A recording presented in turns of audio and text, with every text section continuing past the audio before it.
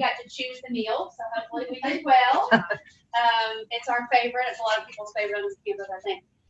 Okay, so we're going to talk about universal design for learning. These are our learning objectives. Understand the concept of universal design for learning. Gain ideas for implementing universal design for learning, and collaborate with colleagues. How many of y'all are familiar with this already? Couple. Okay. All right. So I know I'm going to have to ask you to put your fork down for 2 seconds. We're going to do a pre-assessment. So everybody should have a dry erase board and a marker. You might test your marker to make sure it works. Sorry. That's okay. I was going to share. All right. So when we do pre-assessment in this format, it is not necessarily for everyone to see everyone else's answer. It's just for us to do a quick assessment, because you're going to hold your board up for us to see. We don't expect you to turn and look at others and point and laugh if they got it wrong. So, but it's just a really quick way to do an assessment. So, all right. So write on your dry erase board and hold up. First one. How do you learn best? We're doing this between, like, are we going to hold this answer up first? I don't know how big to write. Oh, yeah, you can erase it between each one. Okay. We're old, so, you know, we can't really see in the back row. So.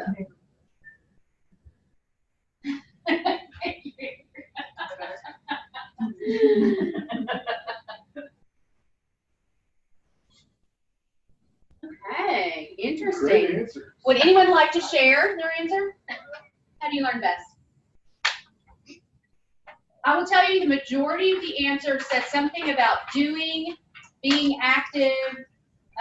That was the predominant answer. There were a few others, reading, written, visual, but. I'm curious about Allison's reading. So if you, I probably should have called you out. Don't model all of our strategies. Yes, no. But when you are reading, are you just physically reading, or just reading, or are you taking notes and highlighting, underlining? What's your strategy with that? Well, I've tried lots of strategies. I've tried the highlighting, but I highlight too much, and I underline too much. So now I pretty much just read it, and I usually have a notepad or Evernote or something so I can take some notes. Like the SQ3R model, have you ever used that survey question reading site review? So you survey the material, then you write some questions down you have from the material, and then you read it, and then you recite, and then you read it. Would make it less warm. Does it feel warm? Anybody else? Okay. All right. Next question. You can erase your board and do the next one. What percent of your class is lecture? You can take one class. You can average all your classes together. If you have a lab, don't include that. Yeah. Just a typical face-to-face class. What percent is lecture? I won't call anybody's answers out. So.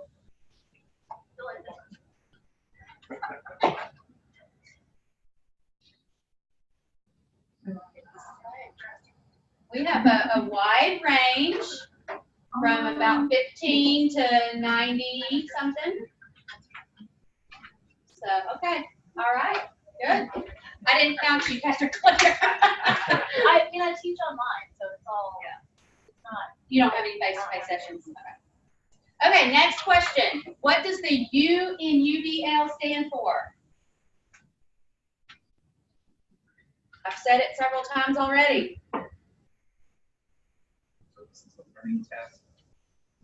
A learning test. How we learn. Oh yeah, exactly. Well, it was visual too. It was on the PowerPoint, so. I don't. Okay. So the U. And I went, oh, I thought, wow. That's my But joke. there is a UDL. So that's my joke. I'm so cute.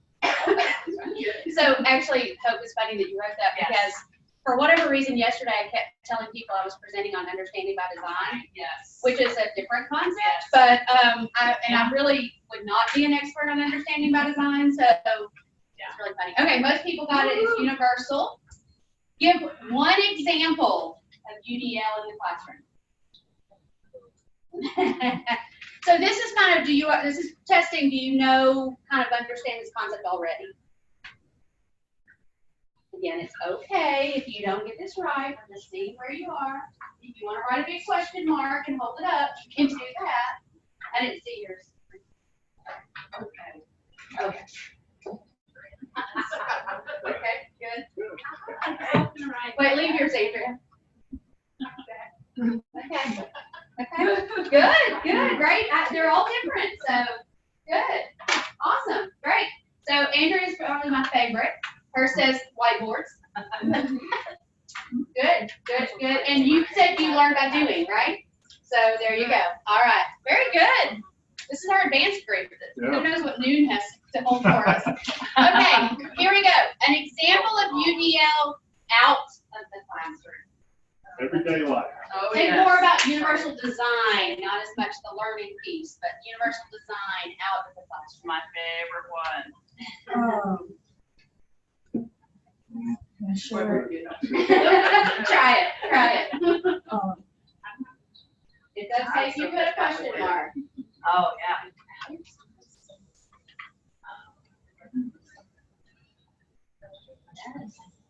My favorite one. We got some learning we need to do here. That's good. That's good. Okay, all right. Anybody want to talk a little bit about theirs? I'll talk about this. Oh, sorry. You go ahead. I jumped. So we were at a conference talking about UDL, and they were talking about, they pointed out how when it comes to a section of a sidewalk, like the little thing that kind of leads down for you to like cross is bumpy, so that like blind people could feel that. Okay. So combine you and Andrea's answers. So Andrea wrote ramps.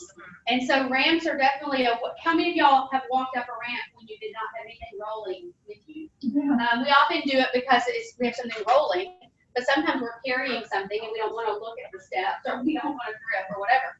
But Captain Claire added something to that. Y'all seen the ramps that have the bumpy, and so that's for people who are visually impaired to feel, where that difference is and know that they're getting close. So how many of y'all have approached an automatic door with your hands full? And you hit it with your elbow, like do the hip if it's low enough, and the door opens. Now, was it designed because you have your hands full? Is that why automatic doors were designed? Such a blessing. Why were automatic doors designed? For people typically who are in wheelchairs or who have some other, mobility issues. You can even think of an elevator as the same way. True. I use it because when over here in UDL, I don't want to huff and puff when I get to the third. Because floor. it doesn't matter how many times, I've worked in that building for 8 years. Every single time. Every single time I That take last stairs. little bit over there too. I think the slope is wrong. I think like they It's put a higher. yeah, so I anyway, agree. I'm sticking to that. I'm sticking to it. Built incorrectly. So, do you want to add anything to that, Brian? No, I just, I think after hearing some of these, probably it sparked your mind thinking about, okay, well, I do this, that I probably didn't necessarily need to do, but it's universally designed for everyone to use. So, just be thinking about that as you go about your day and your time walking around campus or even through a mall or wherever, how we design things to affect everyone as opposed to just one individual. Okay, so this next section, I want you to do a little think, pair, share, which means you're going to look at this picture. You're going to think about either how it makes you feel or what you think about it. And then you're going to turn to a partner and share your thoughts. And I may get you, Jeff, to kind of roll back here to Allison since she doesn't have a partner. So you don't have to write on your boards. You can just, or you can if you would like to. You may just continue to use your boards. You can just verbally share. What do you think about this picture? I'm not sure I've seen people I've seen it a lot of times in trying to it's been their best to I don't know that I've seen this or paid attention to the third frame to section. I'm like, oh. So you design things from the beginning so you don't have to make modifications later.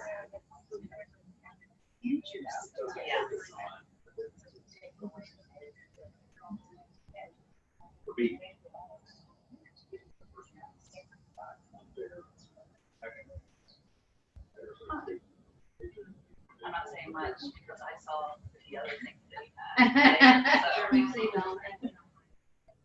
So, yeah. So anybody want to share what they're thinking or what their partner is thinking?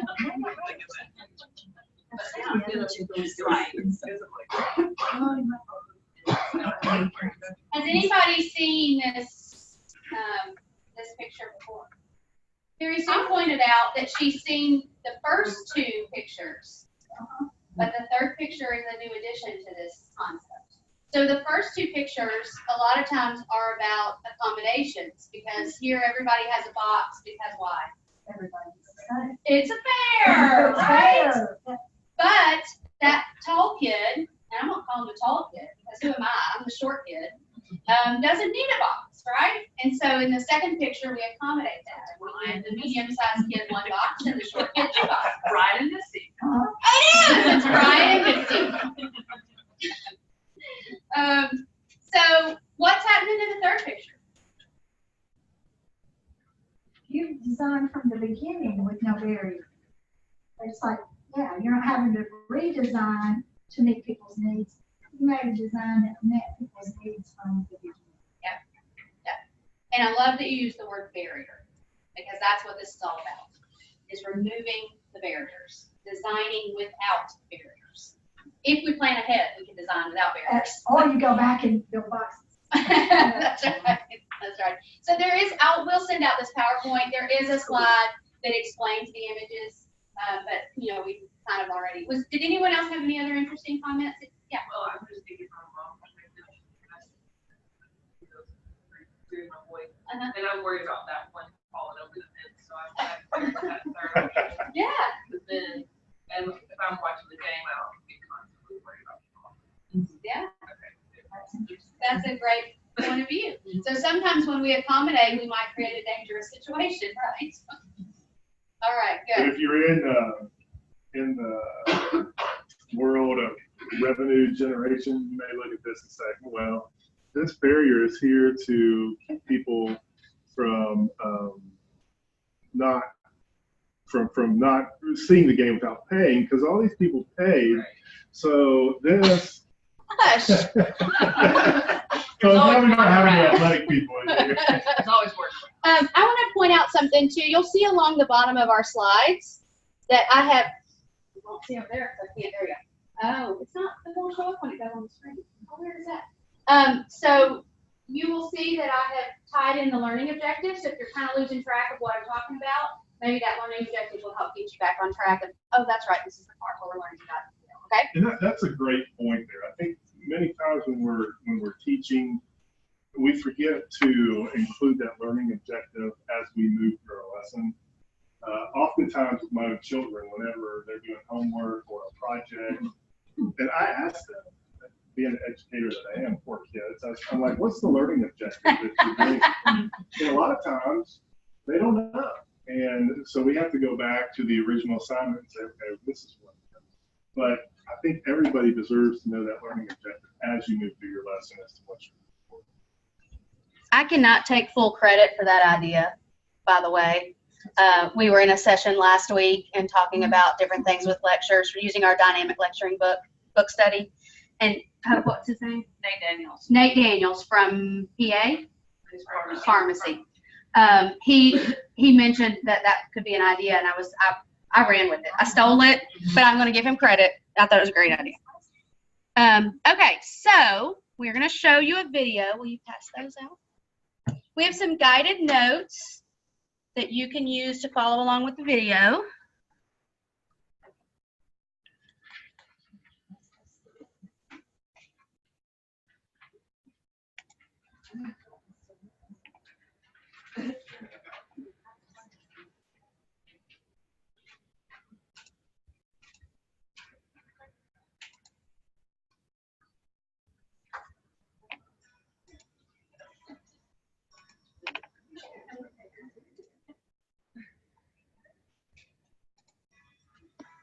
Where our volume go? So let's say you're a teacher it's who loud needs to enough. reach a curriculum goal, and you've got a diverse group of students. Well, so does this teacher. and this one. Most do. In fact, research shows that the way people learn is as unique as their fingerprints. What does this mean for teachers for today? Classrooms are highly diverse, and curriculum needs to be designed from the start to meet this diversity. Universal Design for Learning is an approach to curriculum that minimizes barriers and maximizes learning for all students. For a better understanding, let's unpack the term Universal Design for Learning. First is the word universal. By universal, we mean curriculum that can be used and understood by everyone. Each learner in the classroom brings his or her own background, strengths, needs, and interests. Curriculum should provide genuine learning opportunities for each and every student. Now let's think of the word learning. Learning is not one thing. Neuroscience tells us that our brains have three broad networks.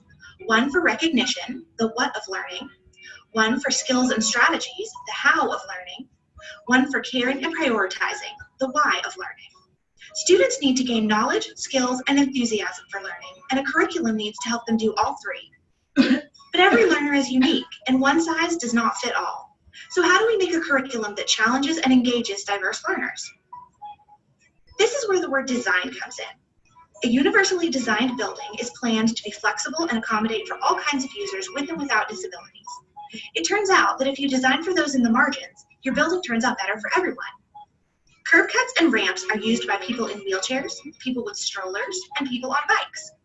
Captioning on TV serves people who are deaf, people learning English, people in gyms, and spouses who get to sleep at different times. UDL takes this idea and applies it to the design of flexible curriculum. UDL goes beyond access because we need to build in support and challenge. So how do we use the UDL framework to make learning goals, methods, materials, and assessments that work for everyone? First, ask yourself, what is my goal? What do I want my students to know, do, and care about? Then ask, what barriers in the classroom might interfere with my diverse students' ability to reach these goals? To eliminate the barriers, use these three UDL principles to create flexible paths to learning so that each student can progress. Number one, provide multiple means of representation. Present content and information in multiple media and provide varied supports. Use graphics and animation, highlight the critical features, activate background knowledge, and support vocabulary so students acquire the knowledge being taught. Number two, provide multiple means for action and expression. Give students plenty of options for expressing what they know and provide models, feedback, and support for their different levels of proficiency. Number three, provide multiple means of engagement. What fires up one student won't fire up another. Give students choices to fuel their interest and autonomy. Help them risk mistakes and learn from them. If they love learning, they'll persist through challenges. And remember, always keep in mind the learning goal. Get rid of barriers caused by the curriculum and instead keep the challenge where it belongs. And that's it. Okay, quick recap. Show the information in different ways, allow your students to approach learning tasks and demonstrate what they learn in different ways, and offer options that engage students and keep their interest. Universal Design for Learning equals learning opportunities for all. For more information about UDL, go to www.cast.org.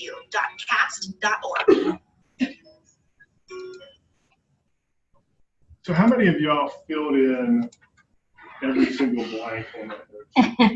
No, we had to collaborate. So I was thinking about that as I was watching you interact with the sheet and watching the movie at the same time. And I thought, as an instructor, what could we do differently now after knowing the instructor knows that most of y'all didn't finish that entire sheet? What do you think we could do? What? Besides slow the person down. Yeah, that was pretty fast. What else could we do? Exactly. Play it again. So you've seen it one time. You kind of know those areas you probably missed. So we could watch this again, and I guarantee you most of you would finish every single note. So it's another 3 minutes of course. And I actually, it's funny, because we didn't talk about this. We did. But I did it on purpose. I knew it was going to be too hard. But I knew we should talk about it. So I'm sorry to stress you out. And if I were doing the lesson, I might watch it once with the class and then give them the notes so that they're paying attention the first time and they've already heard some of it and then they get the guided notes. You can do other things. You could do a partner activity where they see who got what. You could, there's several things that you could do with it. But we also talked about stopping the video and moments throughout, so you can kind of get caught up and discuss before you would have the correct answers probably moving through, but we have to about to do that. Yeah. Which I think it brings good discussion because Yeah. you need to be thinking as an instructor. What do you give these? See, I do guided notes on a couple of different activities and classes I teach, but this is a really fast video. That's why I like it, because you get a whole lot of information at once and a nice overview in a pretty short time frame. So, Strike the balance between data points and absorption, because I got everything, but if I turn this over and you ask me a question about it, I wouldn't be able to answer a question. Right. So where's the balance there? I think it offers you a great opportunity now to have that document to go back. Kind of like what I was telling Allison with SQR. The review is almost as important as reading it first time. It's constantly going back over that information. So it's not to memorize, but it's to look at, review, and then be able to apply. So, and I think also to extend on that, I think that it forces you to extend your learning, extend the student's learning. So this is somewhat the same as a professor getting up and trying to cover a topic in 15 minutes and the student's frantically writing notes, and then you get to the end and it's like, I'm not sure the student's got anything. I have to do one more activity to ensure that learning, or more than one activity, but at least one more. So when I'm doing lectures, and I don't like to do a ton of lectures, but I do some, let me tell you about this information, and then we're gonna break into groups and have you discuss it, or have you do an activity with it or whatever. So I think that as long as you acknowledge that students probably aren't gonna get the true, they don't have processing time in an activity like this, you have to give them that processing time also. This is a random question about note taking. I've been teaching here for 12 years. In the last 12 years, students have stopped taking notes. So sometimes they have their laptop and maybe they're on Instagram, maybe they're taking notes. But if I lecture, I'll have everybody paying attention, but they're not taking a single note. And so I don't know if anybody else, I mean, in pharmacy, you guys probably have to take notes, but is anybody else experiencing that? It shocks me that there's nobody writing down anything. So I think the question that I would have is, well, or the comment is, I wouldn't assume that means they're not learning it, because we do all learn in different ways. If they're not taking notes and then failing the test, then that's where I think you have a conversation about what strategies do you need to do. They don't do tests, so maybe they don't see the need to actually take the note. But then when they get to their projects, they have nothing to go back. you ever do quick checks for understanding?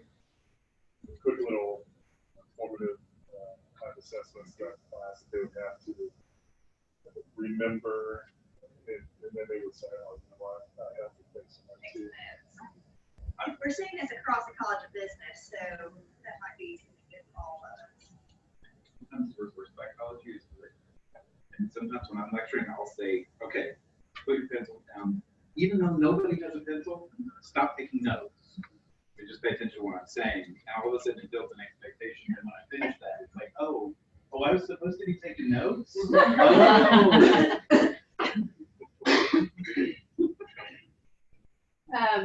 I've also noticed that students, and I've seen this just in my 8 years here over time, students are getting more and more of wanting to be told what to write down.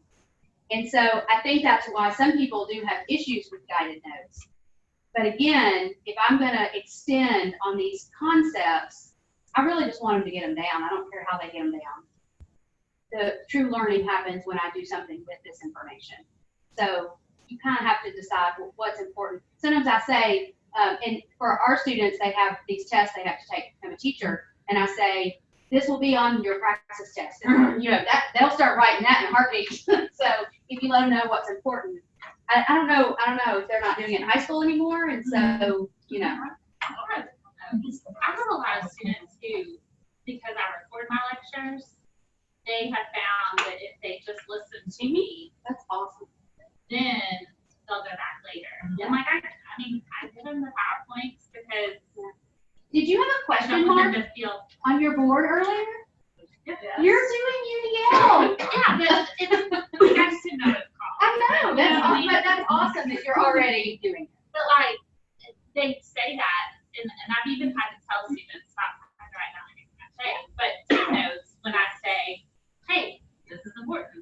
Or if I give an example that's not on your regular notes that resonates with you, like I'll give a patient example or something, you know, like if that resonates with you, it's a way to remember it. And so write that down. Yeah. Like, it's gonna, and I tell them, expect it right there. Yeah. So there's a difference. We actually do some note-taking seminars out of the Academic Success Center. There's really major this semester, but there are so many different types of note-taking styles. Strategies of an effective learner that I teach occasionally. We go through those models and just demonstrate what they look like. A lot of high school students, especially in the habit program, will come through knowing everything about Cornell note-taking. They love Cornell note-taking style. It benefits them. Then they get here, get into somebody that's talking very fast, lecturing a lot. They can't keep up with that model, so they have to switch over and find a different way for them. So I only say that plug the ASC and some of those seminars early in the fall for some of your students. And they can be grad students, it doesn't matter. It's just we need to probably work through that as we go off. And we can do some online videos as well. Had y'all ever thought about the why of learning, the what of learning, and the how of learning? I really like that visual of the different parts of the brain being activated during learning. And that we really have to have all three pieces. So we printed for you this chart that actually has some points to make you think a little bit more about how to do these different things. And I'm going to show you a couple of examples, and then we'll see if y'all have any other examples you can come up with. So for engagement, you might have students, want the students to respond to a question. So what are some ways that we could have students respond to a question? Traditional and what we would consider UDL ways that students could respond to a question.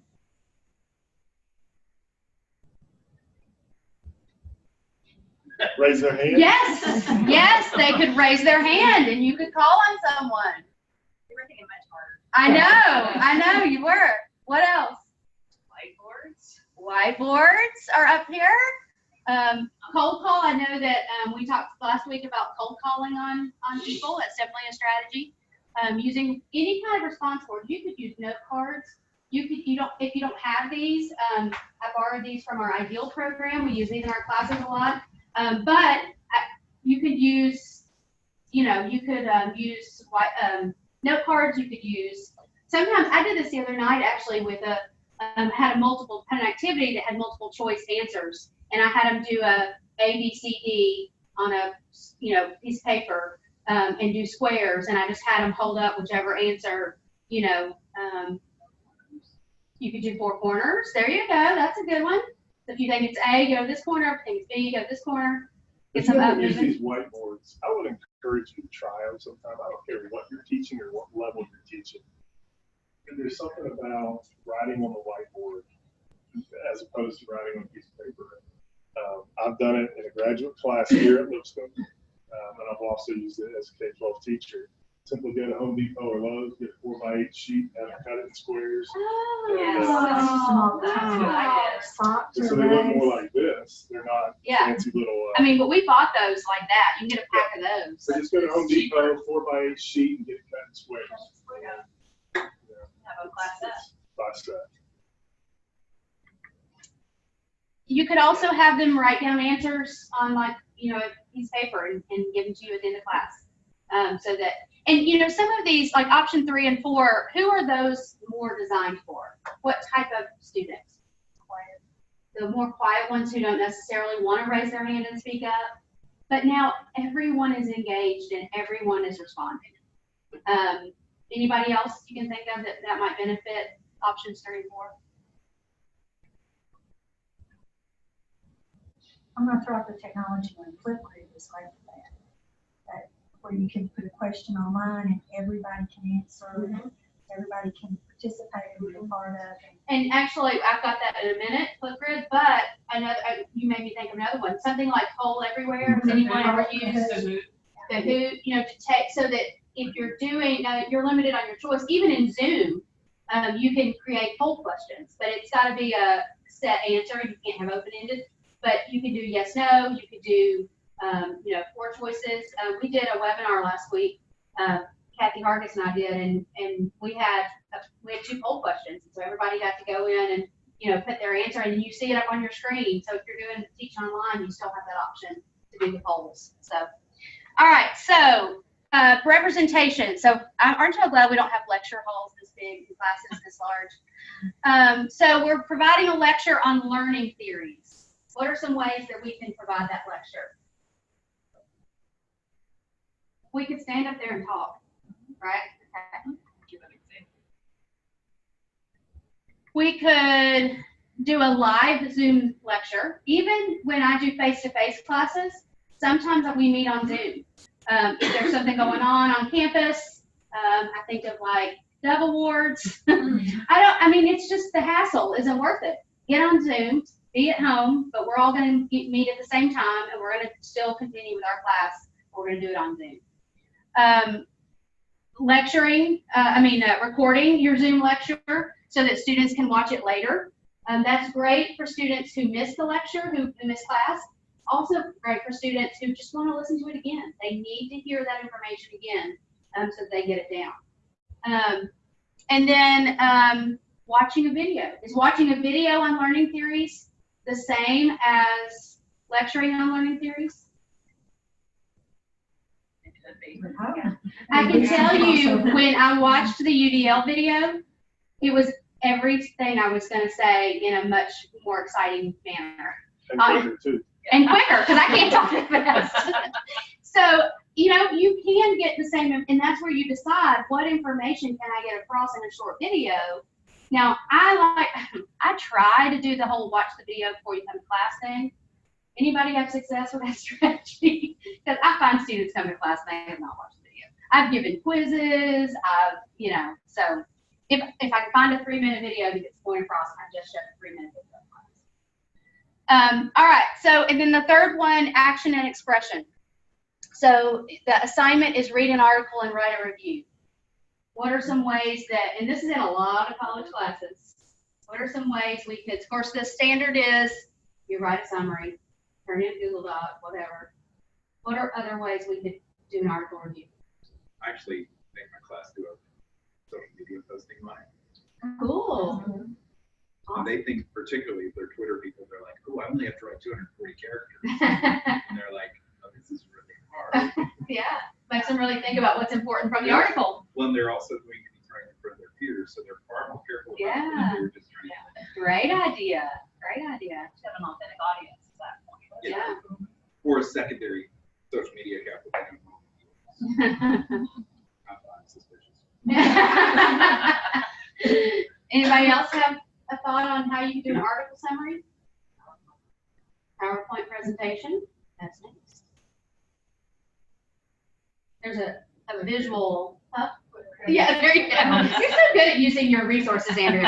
So I put Flipgrid. I really had intentions of creating a Flipgrid to show y'all, and my week has just been insane.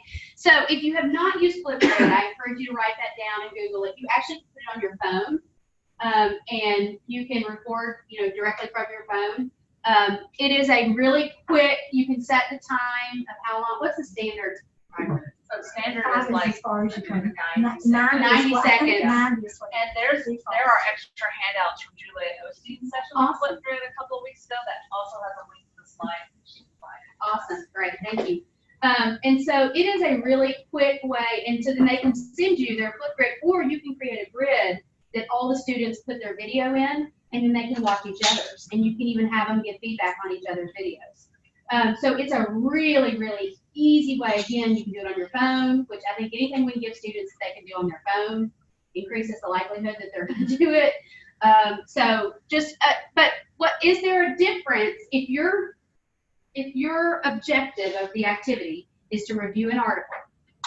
Is it different if you write a summary or if you create a video? Can you reach the goal of reviewing an article in either of those activities? So part of UDL is just thinking, and I might do an article review and say, you may choose one of these three options. As long as you meet the rubric, as long as you meet the objective of the assignment, you may choose one of these three. And then they get, it's already more exciting because they get to choose these, they have choice. Yeah. All right. Let's look at a case study. Just what you wanted, huh? This is a case study about Dr. Nordstrom, not to be confused with our own coach. It's interesting. It feels. If you'll pair up or get in, maybe. How about we do two groups? This group over here and this group here. And let's read through the case study. It says Dr. Nordstrom runs the strategies of an effective learner class that meets 3 days a week. She has 25 participants in the class who have a wide variety of backgrounds and diverse needs.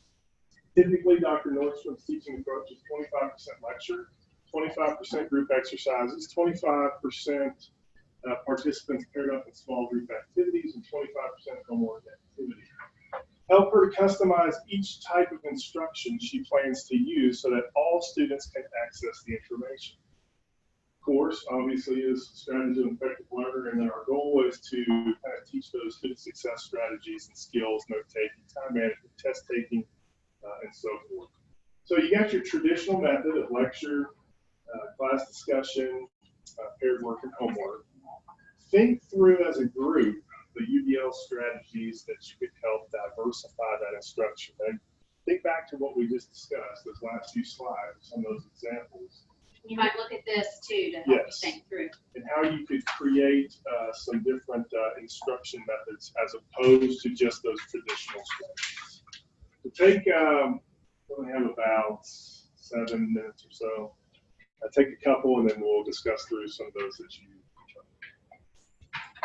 And we probably will only do one of these as opposed to the others that I have up here.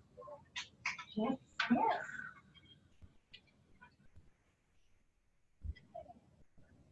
And don't overthink.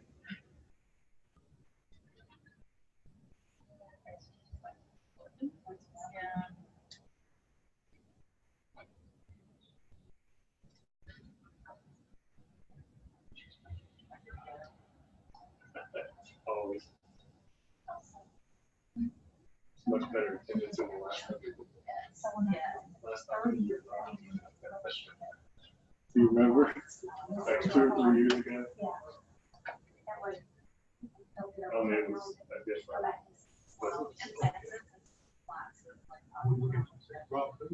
Yeah. Yeah, this was people.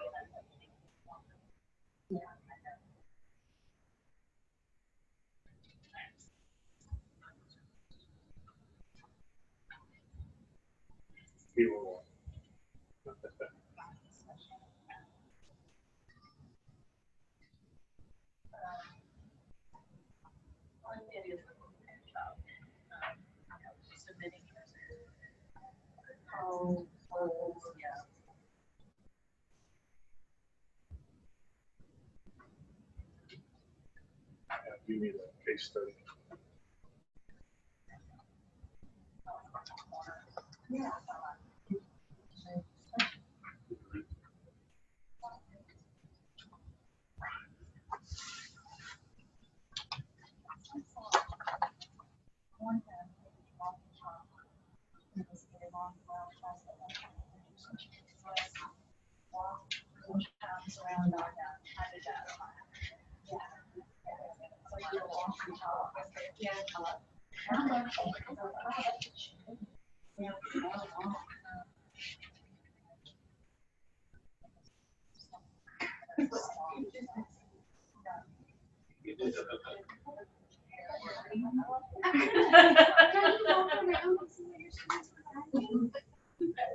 You don't?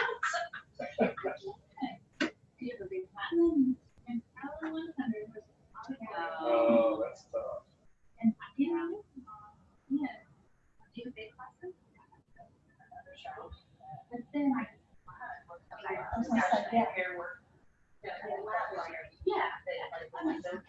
Although you know, being on your lectures, we do some videos, even return talks with students.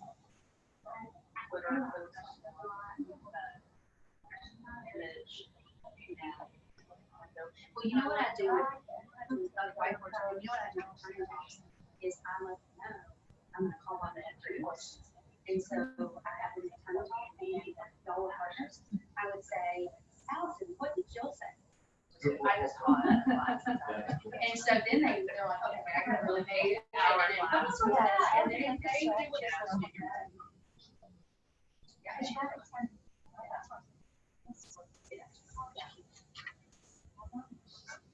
Take just a couple more minutes there, and then we'll spend our last 4 or 5 talking through these strategies.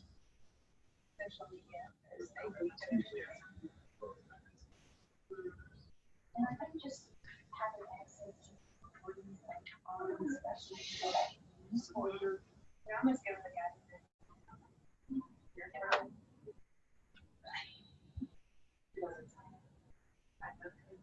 So it's the second time they hear that. You, when you're in a class as a student, you go through this kind of stuff. Yes, Yeah. Yeah, that's my shirt. Right. Right, yeah. I mean, I would say I probably would be more about it. But I think today, most students today, they actually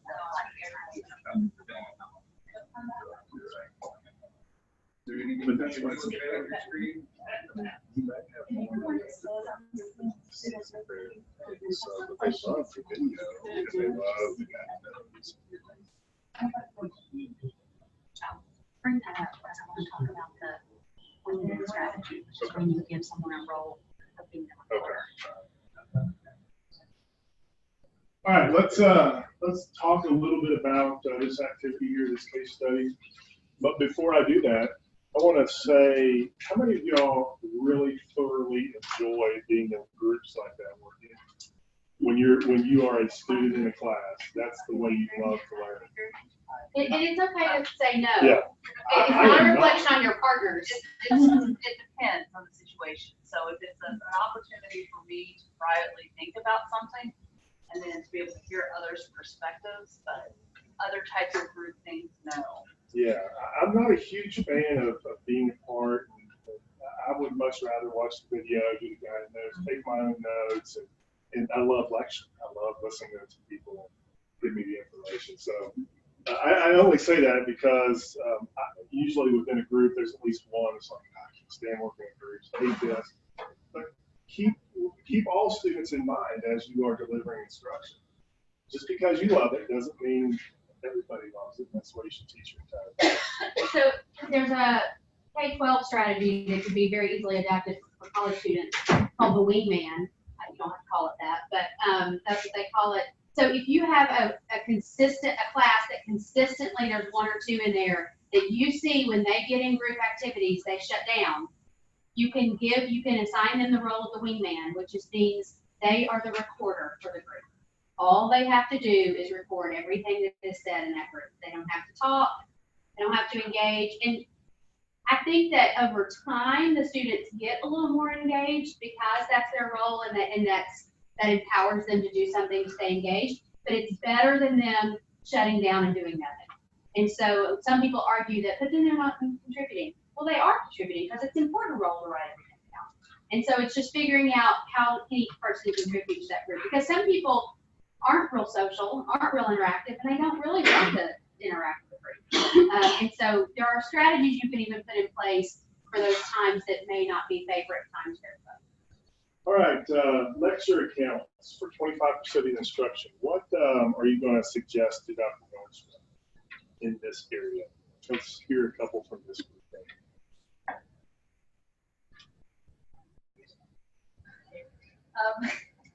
We said that we would record the lectures and then that there would be a video to go with the lecture, and we might do guided notes. Okay, guided notes. Video, you know, everybody loves video, especially this generation of student. They love watching videos. There's a video for everything. One thing I would mention about videos, our video up here, did you notice at the bottom, had captioning. Remember to plug that in if you're using YouTube. It's a pretty easy process. Hit that CC button at the bottom, and it captions that video for you. We should really just get in the habit of doing that pretty much everywhere, because you don't know really some of the access needs of students. It may not be a disability, but it's much easier for them to read as opposed to distractibility with video. So, what about y'all? Anything to add differently in the response? I wrote down doing quick checks of learning throughout the lecture. Okay, quick checks of learning, absolutely. And there are various ways to do that. We are going to give actually one strategy for that on the way out the door today. I already put it on the board in case I have to leave. Okay. Let's jump to, let's give one example, because we do need to get going here. Class discussions, the next box. This group. Walk and talk was one that I had seen recently where you give them something, especially if you got a long class, something you want the partners or the group to discuss, and then they walk so many times around the building, or walk somewhere and back, so that you get them moving and talking and change up what you do. Good. What about this group? Over here, and I like the whiteboards. whiteboards. I think it's a neat way to check understanding, and I would encourage you to use that. What about paired work over here? So I shared the idea of like a window pane activity. So you have like the big white pieces of paper and they divide it into four. So like on the left corner, they do like a Twitter post of the most important learning, and then they do an illustration, and then what needs to happen, and then what actions need to happen. So, Excellent. yeah. Excellent. Over here. I'm teaching a pretty skills-based class right now, so I'll throw projects. Yeah. You have 3 minutes. Okay, edit this piece of audio so that it's 30 seconds shorter. Quick hitter. Those are good. I like that. We will stop on that. I know we're probably about 2 or 3 minutes over, and we do want you to complete an exit ticket for us on the post-it note. So if you'll look at the screen there and write as many as you can think of on a post-it note in the area of what UDL strategies you learned today. And you can even just write 3, just because I know you might need to go. And when I use these in the classroom, I have them write their names, because then that's an assessment, but you do not have to write your name if you don't want to. But as y'all are writing, thank you for coming and thinking through UDL with us a little bit. I hope that you will continue to think about UDL in a way that maybe you've never thought before, and how you can impact student learning in your classroom. And then, as I said at the beginning, even outside of the classroom, in maybe ways that you can create UDL to make it easier for everybody. And remember, it's not about disabilities. It's just about good design for learning. But thank you for coming. Yes, thank you guys. Do you want me to stop?